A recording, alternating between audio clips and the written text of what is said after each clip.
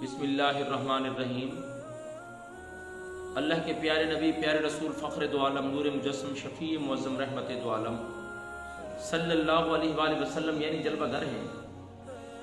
ایک صحابی آیا کہ عرض کی، یا رسول اللہ صلی اللہ علیہ وآلہ وسلم، میں اللہ کی رضا چاہنا چاہتا ہوں، اللہ کی خوشنودی حاصل کرنا چاہتا ہوں، اس کے بارے میں کوئی ایسا وظیفہ، کوئی ایسا عمل، کوئی ایسا فعل بتائیں کہ مجھ سے اللہ راضی بھی ہو جائے اور میں اللہ کے قریب بھی ہو جاؤں، اللہ مجھ سے محبت بھی کرے۔ تو محمد کریم صلی اللہ علیہ وسلم نے ارشاد فرمایا، تو غریبوں سے محبت کر، تم کمزور لوگوں سے محبت کر۔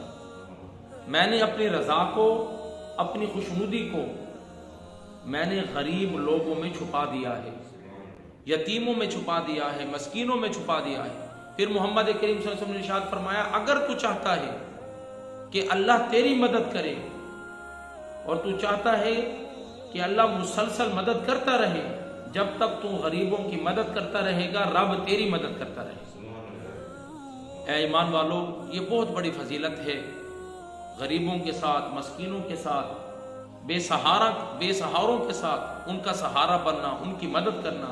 یہ انسان اپنا خود فائدہ کر رہا ہے کہ جب تک انسان ان کے ساتھ رہے گا، رب اس کے ساتھ رہے گا۔ مولا ہم سب کو اس کے اوپر عمل کرنے کی توفیق عطا فرما۔ وما علینا الا البلاغ۔